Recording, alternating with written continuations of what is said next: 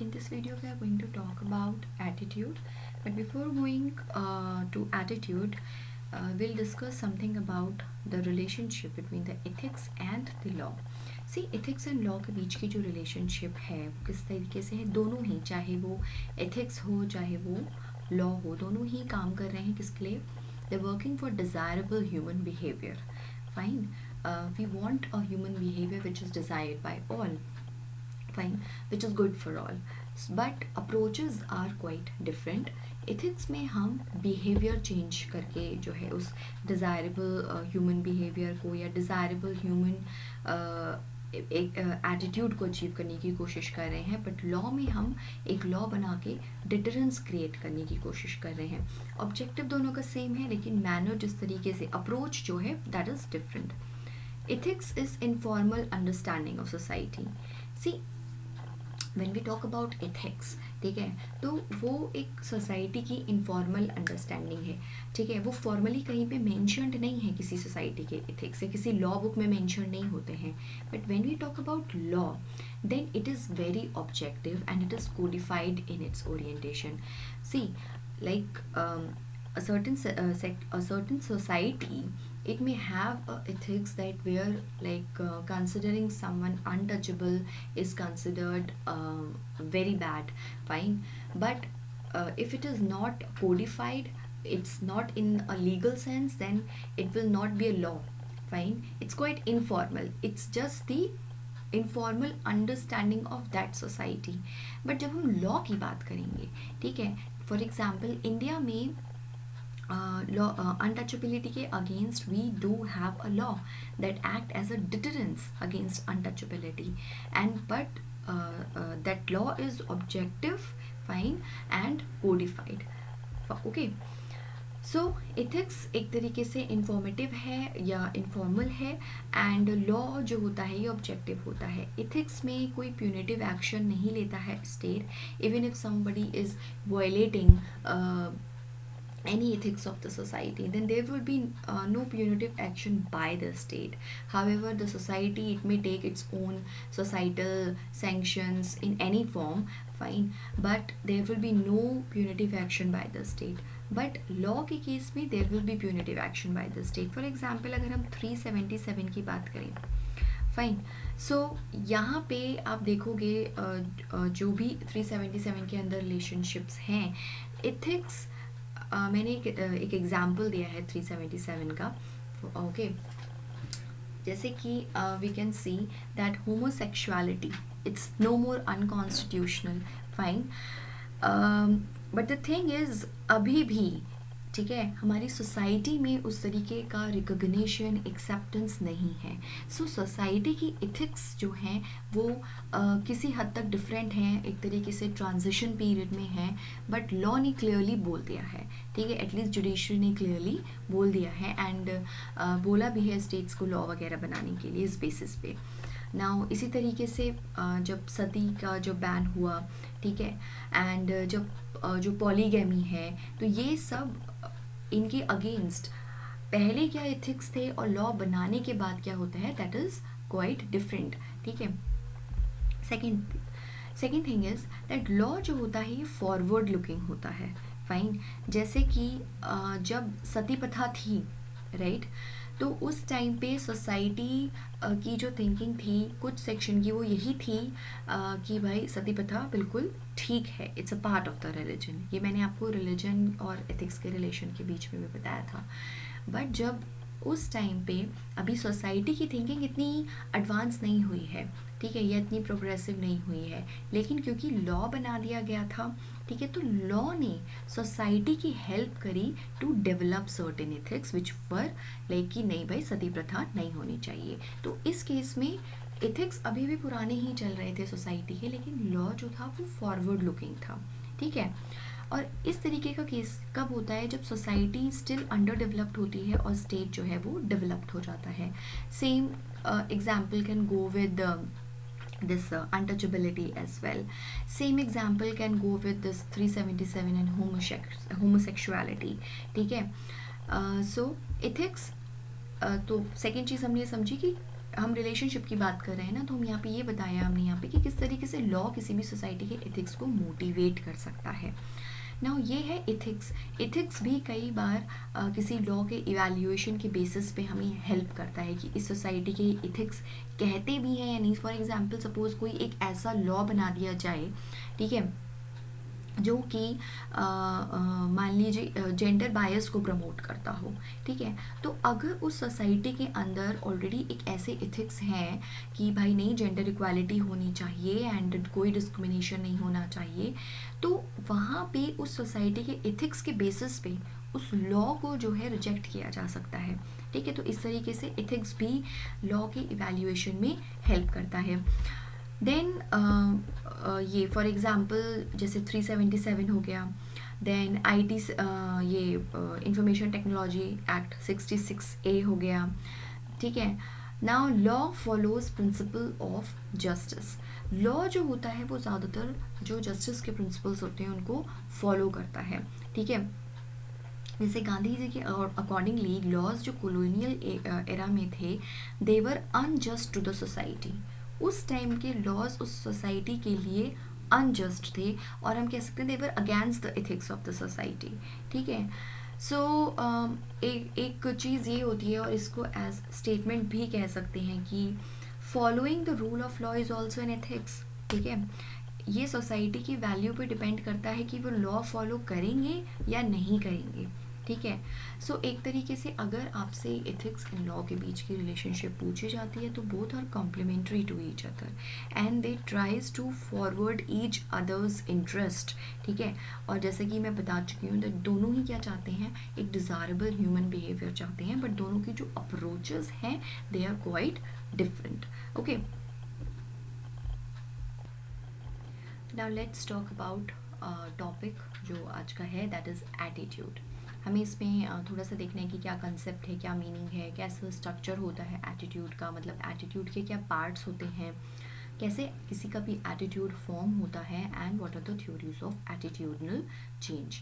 So like many times we come across these words की bureaucratic attitude होता है, एक डेमोक्रेटिक एटीट्यूड होता है, ठीक है। जैसे कि see this I am telling you just to have a warm up with respect to attitude, ठीक है। कि ब्यूरोक्रेटिक एटीट्यूड हम कहते हैं कि आजकल ब्यूरोक्रेटिक एटीट्यूड को ना नेगेटिव सेंस में देखा जाता है, it's prejudiced nowadays because it's not desirable. Now what we need is democratic attitude, ठीक है, where people do have a voice in the not only in the decision making but in the implementation of the decisions. इसी तरीके से bureaucratic apathy एक word use होता है, which is like insensitivity towards understanding the problems of weaker sections. So what we need is empathy and compassion. We'll read about empathy and compassion. So bureaucratic attitude, जैसे कि it's making, why we are saying that bureaucratic attitude is see, we'll see bureaucratic attitude and democratic attitude in detail, but bureaucratic attitude is making governance status quoist, like I will follow whatever the rule book says. I will not go into the sensitivity of the matter. I will not try to have empathy with the victim or any sort of compassion. I will go what the rule book says. This is bureaucratic attitude. So ये हो गया. Now let's come to attitude. Attitude की basic definition क्या है? See, attitude is a long enduring predisposition to think, to feel, to act in a particular way towards social objects. ये social objects person, institution, social issues कुछ भी हो सकते हैं. मतलब कि हम एक हमारा माइंड के अंदर जो एक बहुत लंबे टाइम से एक हमने प्री डिस्पोजिशन बना रखी है, उसके बेसिस पे हम कैसे सोचते हैं, कैसे फील करते हैं, कैसे एक्ट करते हैं सोशल ऑब्जेक्ट्स की तरफ. अब ये social objects person, institution, social issues कुछ भी हो सकता है. For example all of a sudden अगर आपके सामने कोई LGBT कम्युनिटी से कोई मेंबर आता है, then how will you act, right? That thing is your attitude, because your instant reaction is based on the long enduring predisposition that you have made in your mind. ठीक है, जो या फिर जो एक्सपीरियंसेस आपने जो भी करे होंगे और जो आपके माइंड में एक प्री डिस्पोजिशन सेट हुआ होगा, उसके बेसिस पे आपने जैसे एक्ट किया, जैसे फील किया, ठीक है, किसी भी सोशल ऑब्जेक्ट की तरफ या किसी भी सोशल इशू की तरफ. सो that is your attitude. So attitude is behavior towards something, a person's particular response in the form of like and dislike towards something. Now अगर हम बात करते हैं structure of attitude की, तो ABC हमें याद रखना है attitude का. That is, A is affective component, B is behavioral component and C is thinking. ठीक है, so A is affective component, which is like how do you feel. It's related to your affection, it's related to your feeling. ठीक है, and that affection can be positive, it can be negative as well. Then B component is your behavioral component, how do you act. ठीक है, and C is your cognitive component, cognitive, how do you think about that particular thing. Fine. अब attitude जो है form कैसे होता है, attitude formation, ठीक है, या डिटर्मिनेंट्स क्या होते हैं एटीट्यूड फॉर्मेशन के. अब जो हमने पहले पढ़ा है कि जो डिटर्मिनेंट्स होते हैं इथिक्स के, ठीक है, वही डिटर्मिनेंट्स जो हैं एटीट्यूड फॉर्म करने में भी हेल्प करते हैं. आपकी फैमिली ने आपको जैसी वैल्यूज़ दी होंगी बहुत लॉन्ग टाइम पीरियड से, या आपने जो अपनी फैमिली में एक्सपीरियंस किया होगा या स्कूल में. एक बात ये है, शॉर्ट टर्म में नहीं, लॉन्ग टर्म की बात की जाती है, ठीक है, हमने बात की लॉन्ग. सो ये सारी चीज़ें जो हैं एटीट्यूड डेवलप करती हैं हमारा. ठीक है, तो पहले प्रोसेस अगर हम देखें तो होता क्या है, सोशलाइजेशन होता है एंड फिर हमारा एटीट्यूड डेवलप होता है. Now let's look at the theories which are related to the attitudinal change. So the first theory is, it's called classical conditioning या develop conditioning. For example like आपको बार बार एक ही चीज़ अगर सुनने को मिलती है, ठीक है, लाइक कि दलित्स मीन्स की पॉल्यूशन, या they are like polluted caste, Brahmans means purity. Right from the birth अगर आपको यही सिखाया जाए, then you will develop a certain attitude towards certain section of people. Right, it's like Devolution response is immediate reaction of the condition. For example, कई लोग society में होते हैं, they consider girl child as liability and boys as an asset. तो आपका immediate reaction भी जो है ना वही होगा. ठीक है, so that is classical conditioning that develops your attitude. Okay, next इसमें आता है reward and punishment theory. See we are looking at in, एक चीज़ मैं क्लियर कर दूँ, these videos are kind of revision videos. Fine. So don't expect कि बहुत ज़्यादा डिटेल में इसमें होगा. Okay, so second theory is reward and punishment theory, जिसको हम ऑपरेंट कंडीशनिंग भी कह सकते हैं. एंड इसमें क्या है कि सपोज़ कि किसी सोसाइटी में या किसी कंट्री में, ठीक है, ऐसा होता है कि भाई अगर कोई फेवरेबल एटीट्यूड है, आप पॉजिटिव एटीट्यूड शो करोगे तो आपको रिवॉर्ड मिलेगा, अनफेवरेबल शो करोगे तो पनिशमेंट मिलेगा. तो टाइम के साथ में वही एटीट्यूड जो है वो डेवलप होना शुरू हो जाता है. ठीक है, तो ये तो दो थ्योरीज थी. इसके अलावा एटीट्यूड में जो फॉर्मेशन होती है कई बार जो है सोशल लर्निंग से भी होती है. आप अपने एक्सपीरियंस से, दूसरे के एक्सपीरियंस से भी जब बहुत लंबे टाइम तक ऐसी चीज़ें होती रहती हैं तो एक एटीट्यूड डेवलप कर लेते हैं.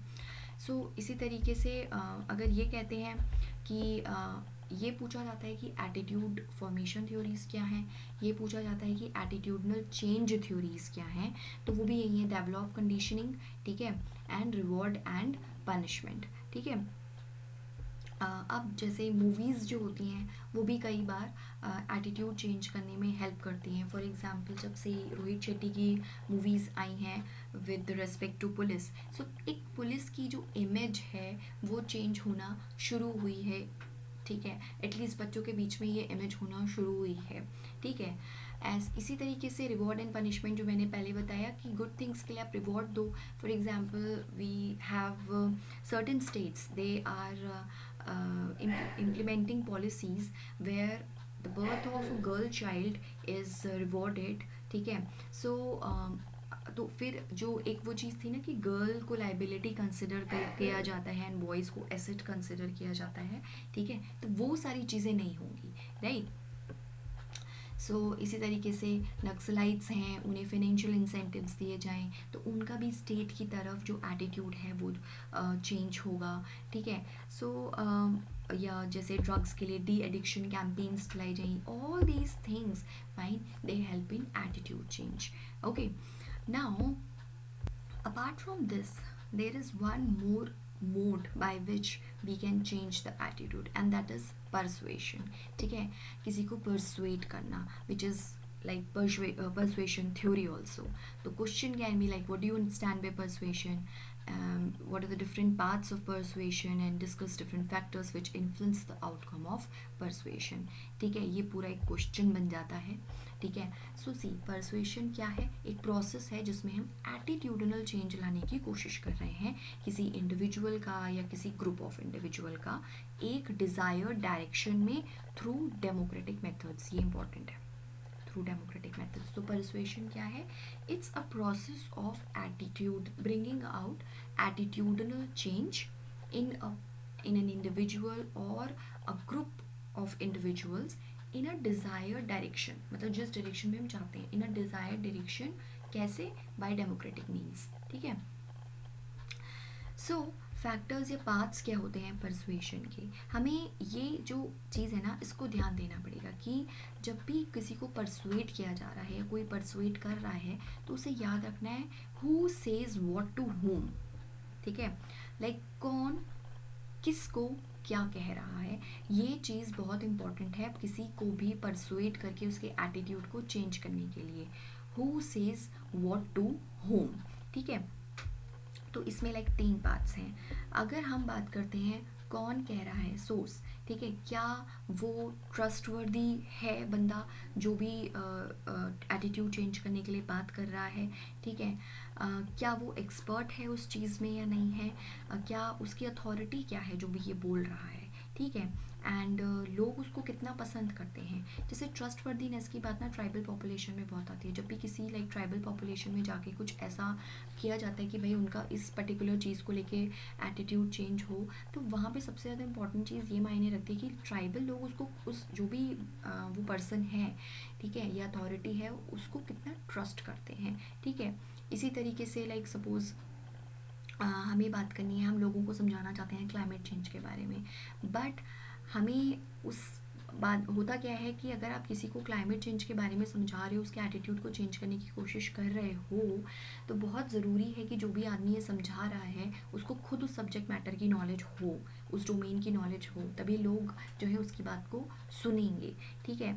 इसी तरीके से जैसे लाइकिंग कंपोनेंट, कई बार ऐसा होता है कि किसी पर्सनैलिटी ने ऐसा बोला, ठीक है, जिसको लोग पसंद करते हैं, तो लोग उनके कहने पे वो चीज़ें करना शुरू कर देते हैं, ठीक है। इसीलिए एड एजेंसीज जो हैं इतने बड़े बड़े सुपरस्टार्स और इन सबको हायर करती हैं, ठीक है।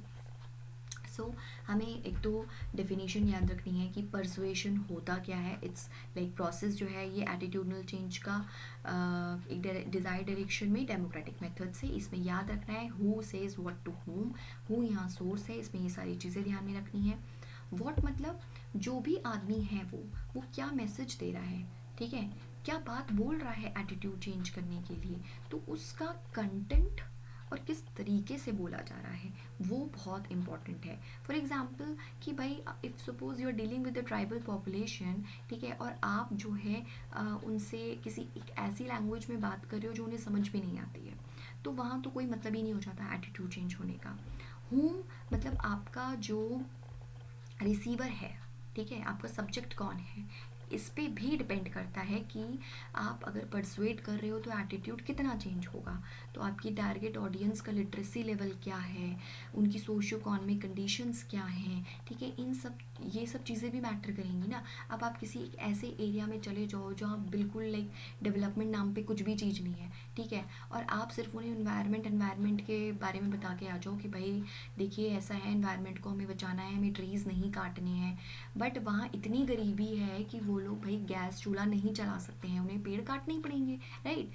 आपने उनकी सोशियो इकोनॉमिक कंडीशन को ध्यान में रखा नहीं, अपनी बात बोल के चले आए, तो वहाँ पे उस परसुएशन को कोई फ़ायदा नहीं होने वाला है, कोई एटीट्यूड चेंज नहीं होगा उनका, ठीक है।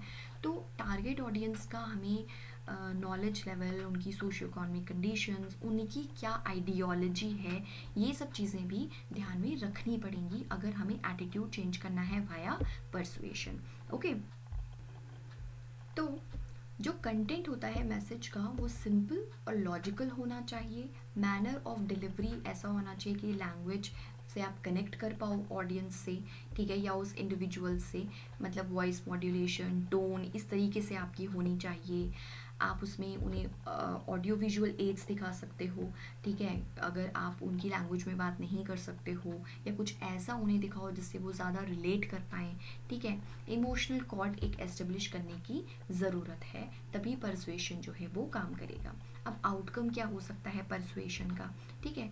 ऐसा हो सकता है कि पॉजिटिव चेंज हो जाए एटीट्यूड में, ठीक है। ऐसा भी हो सकता है कि सिर्फ टेम्परेरी चेंज हो एटीट्यूड में, मतलब एटीट्यूड में चेंज नहीं हो, सिर्फ बिहेवियर में चेंज हो, ठीक है, बिहेवियरल चेंज हो खाली, ठीक है, मतलब cosmetic change short period of time के लिए, ठीक है, थोड़े टाइम के लिए। तो अगर थोड़े टाइम के लिए चेंज हो रहा है that would be behavioural change, that would not be attitude change, ठीक है।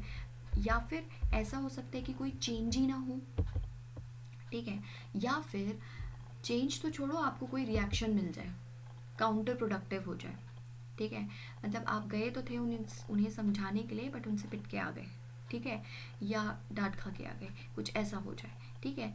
तो ये आउटकम्स हो सकते हैं परसुएशन के। ओके, सो ये हो गया।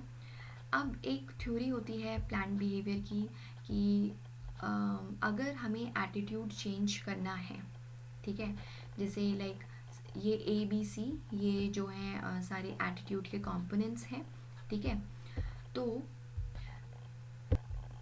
अगर हमें किसी का एटीट्यूड चेंज करना है, ठीक है, तो हमें उसका अफेक्टिव कंपोनेंट भी चेंज करना पड़ेगा, बिहेवियरल भी एंड कोग्निटिव कंपोनेंट भी। बट अगर किसी का कुछ प्लान्ड बिहेवियर है according to theory of planned behaviour, मान लीजिए किसी के एटीट्यूड का अफेक्टिव कंपोनेंट चेंज हो गया, that means the way he feels, behavioural component change हो गया, the way he acts, but उसका जो कॉग्निटिव कंपोनेंट है ना, द वे ही थिंक्स, वो चेंज नहीं हुआ, ठीक है, इट रिमेन्स द सेम। तो वहाँ पे क्या होगा ना, एटीट्यूड चेंज नहीं होगा, वहाँ पे सिर्फ बिहेवियर चेंज होगा, ठीक है। For example if some person it is having certain sort of attitude with respect to certain thing, वो किसी ऑर्गेनाइजेशन में जाता है, वहाँ का कोई एक कोड ऑफ कंडक्ट है, तो वो अपना एक्शन चेंज कर लेगा, अपनी फीलिंग्स थोड़े टाइम के लिए चेंज कर लेगा, बट जैसे उसकी सोच है ना वो नहीं चेंज हो पाएगी, ठीक है। और यहीं से जनरेट होता है कोग्निटिव डिसोनेंस, ठीक है। सो ये कोग्निटिव डिसोनेंस क्या होता है, it's the cognitive state is a state of, क्योंकि कोग्निटिव जो है इससे जुड़ा हुआ है ना, इस वाले कंपोनेंट से। So cognitive dissonance is a state of anxiety या dilemma where in person's behaviour और action part do not matches with his thinking. Cognitive dissonance तब होता है, इट्स अ काइंड, ये एक स्टेट है एक्चुअली, ठीक है, it's a state of anxiety और डिलेमा, जहाँ किसी को कोई एंग्जाइटी या डिलेमा रहता है जब उसका जो बिहेवियरल या जो एक्शन पार्ट है वो उसकी थिंकिंग से मैच नहीं करता है। फॉर एग्ज़ाम्पल कि उसे किसी एक ऐसे बंदे को बचाना पड़ रहा है जो उसकी सोच ये कहती है कि उसे नहीं बचाना है, there would be cognitive dissonance, ठीक है। Planned behaviour in some cases में give rise to cognitive dissonance, ठीक है, क्योंकि प्लान्ड बिहेवियर में कोग्निटिव कंपोनेंट जो है वो चेंज नहीं होता है, ठीक है। तो ये है कोग्निटिव डिसोनेंस, जैसे कि कोई मैंने अभी एग्जांपल दे ही दिया है आपको। नेक्स्ट मैंने बताया था हम बात करेंगे bureaucratic attitude and democratic attitude की। Let's talk about it. Advantages क्या हैं, डिसएडवांटेजेस क्या हैं। सी ऐसा भी हो सकता है कि दोनों ही तरीके के एटीट्यूड्स हों गवर्नमेंट की फंक्शनिंग में, ठीक है, या ब्यूरोक्रेटिक स्ट्रक्चर में। ऐसा ज़रूरी नहीं है कि मतलब अगर ब्यूरोक्रेटिक है तो डेमोक्रेटिक नहीं होगा, ठीक है। ब्यूरोक्रेटिक एटीट्यूड जहाँ पे डिसीजंस मैं बता चुकी हूँ वो रूल्स या रेगुलेशन से फॉलो किए जाते हैं। मैक्स वेबर के accordingly we can quote this in our answers. Max Weber के accordingly bureaucracy should be a hierarchical specialization organization, जहाँ पे specialization की एक hierarchy हो, functioning under certain rules and regulations without personal preferences. तो max Weber के accordingly भी bureaucratic structure ऐसा होना चाहिए कि जहाँ पे स्पेशलाइजेशन की तो हायरार्की हो ही हो, साथ में वहाँ पे पर्सनल प्रेफरेंसेस के बिना रूल्स एंड रेगुलेशंस को फॉलो किया जाए। ठीक है, तो इसके एडवांटेजेस क्या होती हैं अगर आप रूल्स एंड रेगुलेशंस को इसे फॉलो कर रहे हो बिना किसी पर्सनल प्रेफरेंसेस के, कि इम्पार्शलिटी रहती है, अनबायस्ड एटीट्यूड रहता है, न्यूट्रलिटी रहती है, ये भी कह सकते हैं। ठीक है, एक तरीके से एक चीज़ ये भी रहती है कि आप क्विक डिसीजंस भी ले सकते हो, बिकॉज आपको रूल बुक देखनी है एंड रूल के अकॉर्डिंगली अपना बताना है कि क्या डिसीजन है या क्या आप कैसे काम करोगे। डिसएडवांटेज यही होती है कि बहुत ज़्यादा रिजिड है ये चीज़, फ्लेक्सिबिलिटी नहीं है। ठीक है, अपैथी है एंड स्टेटस कोइस्ट है, मतलब आप फिर कुछ चेंज करने की कोशिश नहीं करोगे, जैसा रूल बुक कहती है हम वैसा ही करेंगे। ठीक है, डेमोक्रेटिक एटीट्यूड की अगर बात करें तो यहाँ पे क्या होता है, ये एक पहली चीज़ तो ये है कि डेमोक्रेटिक एटीट्यूड एक हेट्रोजेनस सोसाइटी में बहुत ज़्यादा ज़रूरी है। ठीक है, तो ये क्या काम करता है, कंसेंसस बिल्डिंग का काम करता है। गवर्नेंस एंड डिसीजंस यहाँ पे डेमोक्रेटिक मेथड्स से होते हैं, जैसे डिलिब्रेशंस करके, डिस्कशंस करके। ठीक है, जब भी हम कहते हैं ना डेमोक्रेटिक एटीट्यूड, इसका मतलब ये नहीं कि सिर्फ ब्यूरोक्रेसी में, इवन पॉलिटिकल पार्टीज़ में भी डेमोक्रेटिक एटीट्यूड होना चाहिए, सोसाइटी के अंदर भी डेमोक्रेटिक एटीट्यूड होना चाहिए। इनफैक्ट जितने भी इंस्टीट्यूशंस हैं, ठीक है, उन सब में डेमोक्रेटिक एटीट्यूड होना ज़रूरी है, बिकॉज यहाँ पे डेमोक्रेटिक मेथड्स का यूज़ किया जाता है, जैसे डिलिब्रेशंस, डिस्कशंस वगैरह। ठीक है, इसमें सिर्फ कमांड एंड ओबीडियंस नहीं होता कि किसी ने कमांड दिया एंड फॉलो किया।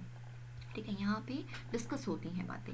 एडवांटेज ये पीपल ओरिएंटेड है, क्योंकि इसमें फिर क्या होता है ना, स्मॉल सेक्शंस या वीकर सेक्शंस के इंटरेस्ट को भी ध्यान में रखा जाता है, बिकॉज वो बताते हैं कि भाई हमें ये प्रॉब्लम है तो आप हमारे लिए कीजिए। ठीक है, एक्सेप्टेंस ज़्यादा होती है ऐसे अगर कोई भी डिसीजन डेमोक्रेटिक मैनर में लिया जा रहा है, डेमोक्रेटिक एटीट्यूड के साथ लिया जा रहा है, तो उस डिसीजन की एक्सेप्टेंस ज़्यादा होगी, क्योंकि वो लोगों ने खुद ने इनपुट दे के लिया है। इम्प्लीमेंटेशन इस वजह से इजी हो जाती है, ज़्यादा लेजिटिमेसी होती है ऐसे डिसीजन की। ठीक है, फॉर एग्जांपल अगर मान लीजिए कि कोई एक ट्राइबल एरिया है, फॉरेस्टेड एरिया है, जहाँ पे कि कुछ ऐसा माइनिंग प्रोजेक्ट लगाना है। ठीक है, तो वहाँ पे आप सिर्फ अगर ब्यूरोक्रेटिक एटीट्यूड लगाओ कि नहीं भाई इस एरिया की माइनिंग होनी है, रूल ये कहता है, ये ऊपर से आया है, यहाँ पे माइनिंग होनी है, बट वो एरिया ऐसा है जहाँ पे कि वो ट्राइबल कम्युनिटी कुछ अपना फॉर एग्जाम्पल एग्रीकल्चर वगैरह का भी काम करती है। अगर आप डेमोक्रेटिक एटीट्यूड फॉलो करते हो तो there can be certain flexibility. आप हो सकता है कि सर्टेन पीस ऑफ लैंड को छोड़ दो या उसकी जगह कोई और लैंड पे करना शुरू कर दो। ठीक है, जब आपको लोगों से इनपुट मिलेगा तो उससे क्या होगा ना कि लोगों के लिए भी उस डिसीजन को एक्सेप्ट करना ज़्यादा ईजी हो जाएगा। बट डिसएडवांटेज उसमें वही होती है कि ये इसमें डिले होता है, क्योंकि अलग अलग लोगों से आपको इनपुट लेना पड़ता है। ठीक है, तो डिसीजन लेने में डिले हो सकता है, कई बार कंसेंसस बिल्ड ही नहीं हो पाता है। ठीक है, प्रोक्रेस्टिनेशन मतलब कि टालने की प्रवृत्ति इसमें आ जाती है, tendency to delay, right. So postpone बहुत ज़्यादा होने लगता है। ठीक है, तो ये हमने एडवांटेज और डिसएडवांटेज देख ली कि कैसे पीपल ओरिएंटेड होता है डेमोक्रेटिक, एक्सेप्टेंस होती है डिसीजंस की, लेजिटिमेसी ज़्यादा होती है, क्रेडिबिलिटी ज़्यादा होती है, और यहाँ पे क्या था, इम्पार्शलिटी और अनबायसनेस ज़्यादा होती है। बट करना क्या है, करना ये है कि हमें सिंथेसिस करना है, हमें दोनों चीज़ चाहिए, दोनों का बेस्ट चाहिए। तो सॉल्यूशन क्या है हमारे पास में, सॉल्यूशन हमारे पास में ये है कि अल्टीमेट गोल है कि लोगों का वेलफेयर हो। ठीक है, तो ब्यूरोक्रेटिक एटीट्यूड होना चाहिए, बट इतना डोमिनेटिंग फैक्टर नहीं होना चाहिए, डेमोक्रेटिक एटीट्यूड को भी साइड में लेके चलना पड़ेगा। स्पेशली डेमोक्रेटिक एटीट्यूड भी होना चाहिए जब हम रूल्स एंड रेगुलेशंस बनाते हैं। और सी बहुत सिंपल सॉल्यूशन ये है कि जब हमें कोई रूल एंड रेगुलेशन बनाना है तब हमें डेमोक्रेटिक एटीट्यूड रखना चाहिए, जिससे कि हम लोगों के इनपुट ले पाएँ और उन्हीं के अकॉर्डिंगली रूल्स एंड रेगुलेशंस को बना भी पाएँ। ठीक है, जो उनके फ़ायदे में हो। और जब हमें इम्प्लीमेंट करना है तब हमारे पास में जो डोमिनेटिंग होना चाहिए वो ब्यूरोक्रेटिक एटीट्यूड होना चाहिए, सो दैट क्योंकि लोगों से इनपुट लेके रूल्स तो बन ही चुके हैं, बस अब हमें उन्हें इम्प्लीमेंट करना है, तो रूल बुक के अकॉर्डिंगली हमें उसे इम्प्लीमेंट करना है। ठीक है, so this can be the solution, the synthesis of the both, and this is all about attitude. ठीक है, in short, and thank you.